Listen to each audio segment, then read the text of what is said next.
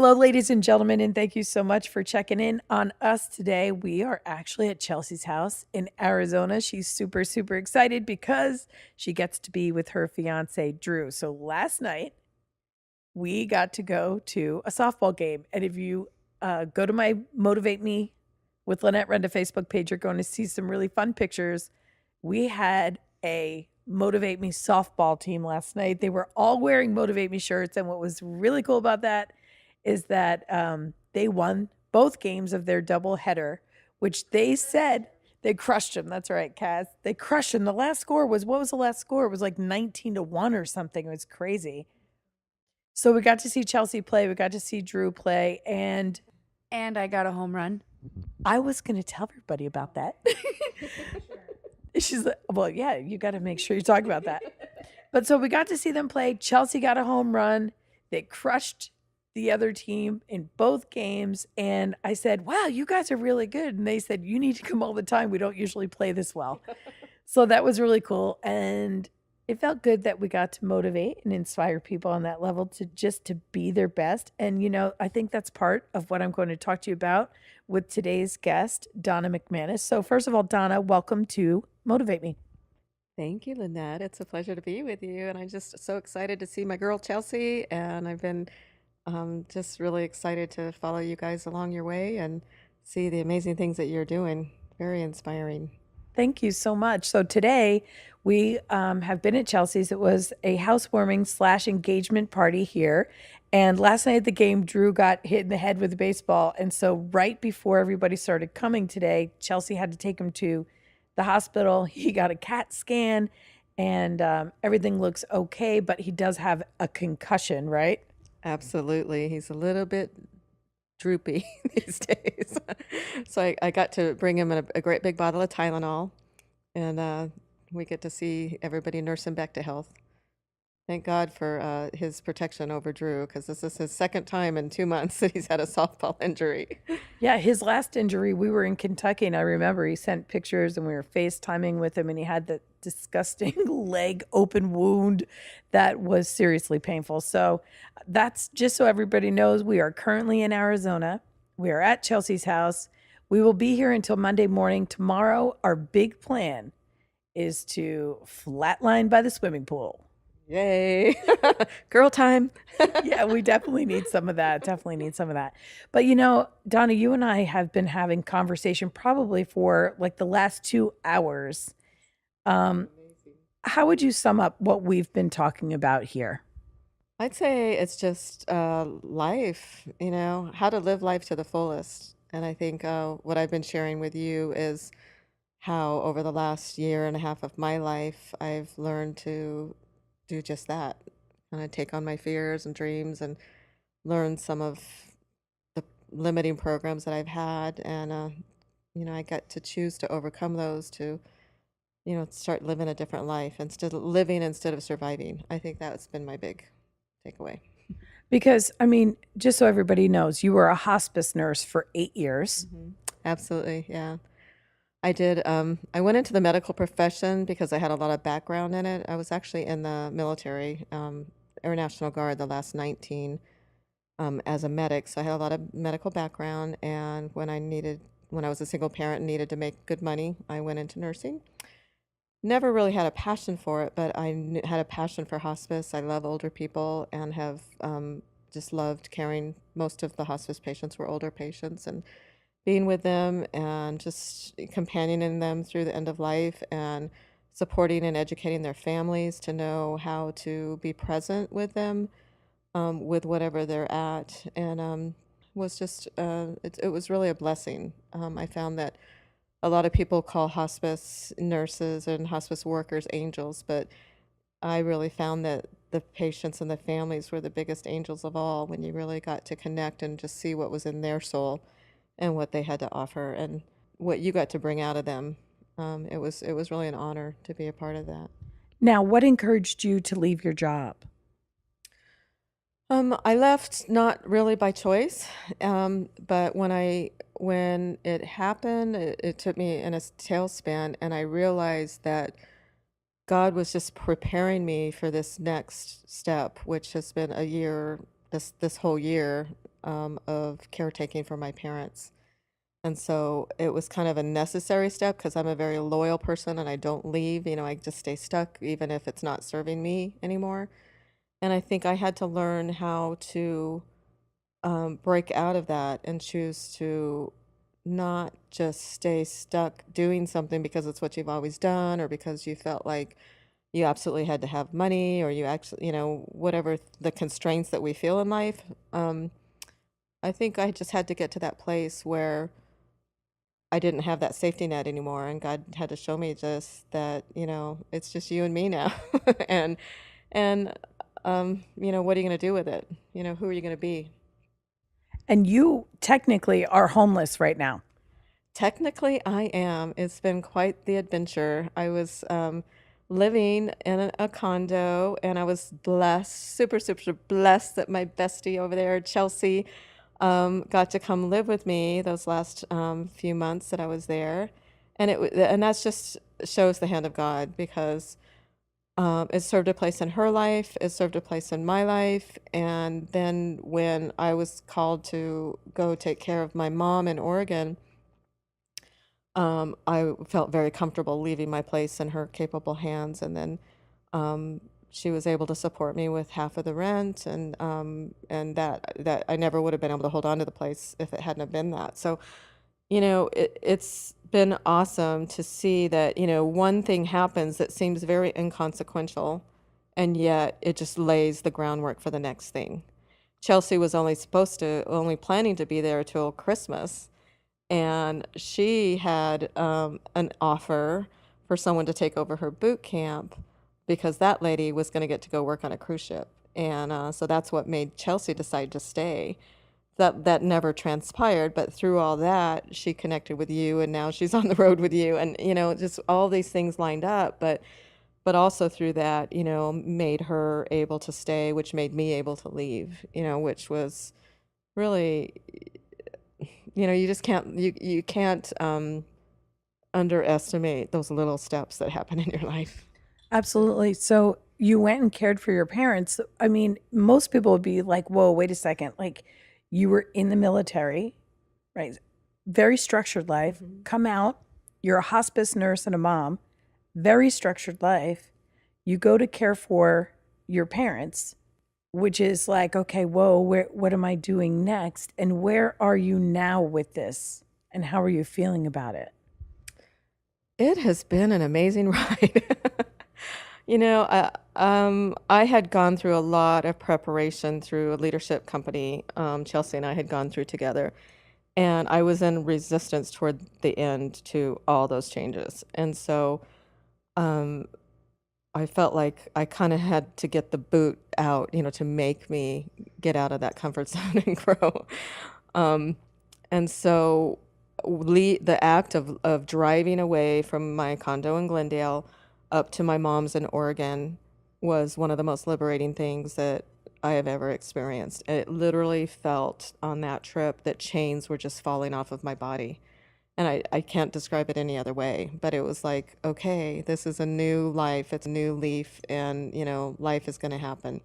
And it was really funny because when my job first ended, I had told our friend Danielle that you were with in Hawaii, that I really just wanted to hit the road. And she's like, Donna, just go do it. Just go take a road trip. And, I'm thinking fun road trip, right? Well, my road trip ended up being driving from Arizona all the way up to Oregon to go take care of my mom. But nevertheless, and in our development company a lot, we say, you know what, it doesn't have to look a certain way. and and that trip definitely didn't look a certain way, but I got my road trip and I got to, drive and get up to Oregon. And I didn't really know what I was, getting into. I knew my mom had had some serious mental health issues. And God just used that time to not only bring healing to her, but to really open my eyes to a lot of the things that had shaped me as a child through her. And I just got to be in a place of complete surrender because financially I had no support. I used up some retirement monies that I had, and I was living on that, and I had a plan to start a new adventure. And I really had to be in a place of complete surrender because I didn't know where the next, bit of money was coming from. I didn't know what was, really what was happening. All I knew is that God was taking care of me and that He would equip me for what He had prepared for me. And when I got up to my mom's, I was never, I never felt more qualified or prepared or certain of what I needed to do in my life than when I walked in the door to be with her and walk her through that part of her life. It was like absolute 100% purpose. And so surrendering to just knowing what you know and what you don't know, letting go has probably been the biggest thing for me. So, what do you think the next thing for Donna is? Well, I left my mom. While I was up in Oregon, I decided to move to Oregon because I liked it up there, and I, knew I was not meant to be in Phoenix at that time.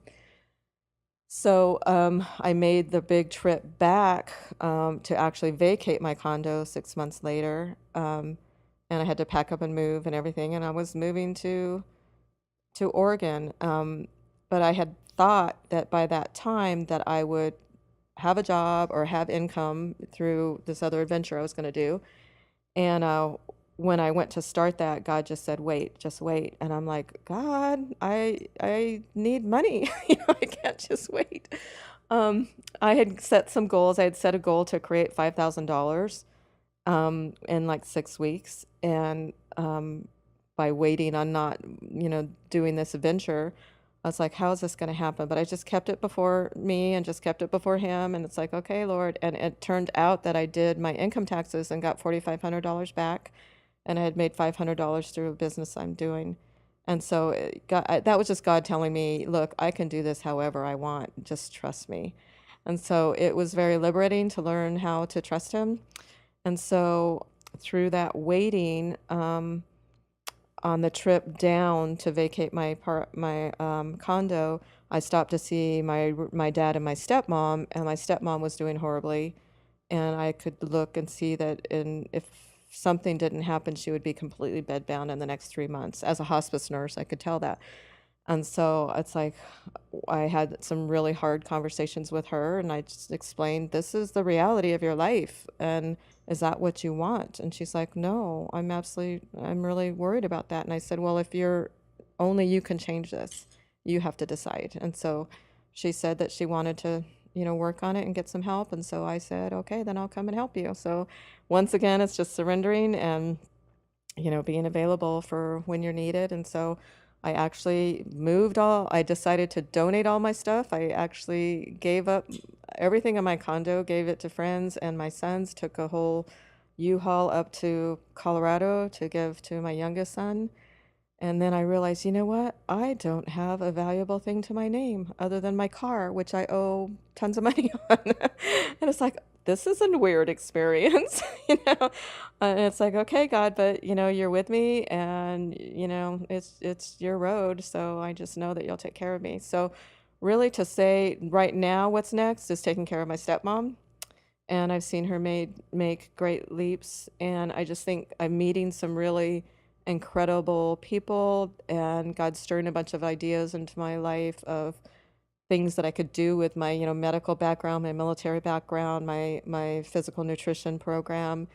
And I've been really blessed by you, giving me ideas of how I can put that all together for the next step. And we just get to wait to see to what that's going to be, but I'm super excited. And I just want to point out, and I just would like to point out to my audience too, that, your life process and all the things and all the experiences, and that's what one of the things we've been talking about today was all of these experiences, the knowledge that you've gained, the skill, the understanding that you really like working with the elderly, and looking at all the different angles and all the different ways this can converge into something new for you. So I'm super excited to see exactly what does happen for you. I am too. And as Chelsea can attest, she's grinning over there because she saw me at the worst, when I was so stuck, just going, what in the world am I going to do? And just to be at this place now where I'm just like, whatever, Lord, whatever, ideas are just flowing right and left, and I get to choose how to put those all together and, just let him guide me into, making the most of all these experiences. We've had some extensive conversations tonight about it doesn't really matter whether, you become a nurse and go through all that training and don't want to be a nurse anymore because all of that laid the footwork for something later.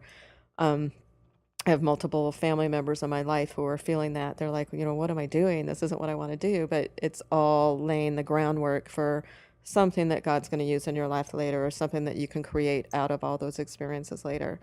And so learning how to surrender to that and not freak out and stress out and worry about making something happen has really been an interesting journey for me to learn just to kind of let go and let God. It's kind of like that cliche thing, but that's pretty much, where I've been. And yet, staying aware enough to see those ideas coming and to get the input and some structure from people to put it all together. It's really funny, being open. I was telling Lynette earlier, I'm a very friendly, outgoing person, and I can talk to random people, like crazy. So I was in a nail salon, and this lady walked up, and I liked her shoes. So I started talking to her because I liked her shoes. And we had this great conversation, and just really hit it off and connected. She's my new best friend up in, where my parents live. And but one of the things in her life is that she started her life over again at 55 and became a personal trainer, and eventually went on to own her own gym. And now she's 70 and she looks amazing. And she's, we haven't really gotten to know each other really well, but it's like those are some of the thoughts that I've been having, is doing things like training or doing elderly, like sit and be fit type classes or something, using all these experiences and putting it together with a physical wellness health slant. And so I just know it's not by coincidence that I've met this lady, out of nowhere, and we hit it off right away. I definitely believe in surrender and synchronicity. And I think that's exactly what you're talking about here. So what closing advice do you have for my audience today? I think probably the biggest thing is to step out of fear. Fear will cripple you. And I was crippled. When my job ended, I had a limited amount of money left, and I was afraid to spend it. I was afraid to do anything because I only have this much money and I got to make it last. And once I stepped out and just said, I need to take this step, it doesn't really matter, because if I take this step, then the supply is going to come. But when we hold on so tightly to something, it stops the flow of energy, it stops the flow of life, it stops the flow of ideas. And when you're in fear, you can't go anywhere. The Bible says perfect love casts out fear. And so when we can live in that surrendered place and just trust that God is going to, move us through that fear and take us to that next step. And even if that next step isn't something completely wonderful that we think it is, it's going to be a stepping stone to get us to that wonderful place. So when we can stop fearing that, and just start walking into that place where, okay, God, I don't know what's going on, but, I'm rolling with it. My life has been so much more fun and so much less stressful. And I have every reason in the world to be stressed, financially, I have every reason in the world to be stressed, but I'm not, because I can trust him, and I can trust that it's going to happen, in the time that it's meant to happen. And, not that you could sit back and do nothing, but, let it happen, let it come to you, and not try to force something to happen has been the biggest thing. So I just encourage you all to, look at what's in your heart and look what those dreams are and look at those things that you really want to do, but you're not doing because fear is holding you back, and take a leap. Thank you so much. These are great reminders even for me, really. It's been invigorating for me to talk to you today, so I appreciate that. Thank you. This has been a pleasure. It was a very nice surprise. And I'm going to make sure that we make you a part of our Ultimate Support System. It's a private Facebook group, so anybody can reach out to you in case they have questions, if that's good for you. Awesome. Yeah, I would love it. Okay, so be on the lookout for Donna McManus. Thank you. That's it, everybody. Please remember, you motivate me. I'm Lynette Renda. And I talk to you, and I talk to you, and I talk to you, and I talk to you, and we love, and we hate, and we demonstrate. We try to relate. This is my breakthrough. Whoa. Said now, this my breakthrough. Whoa. Oh man, this my breakthrough.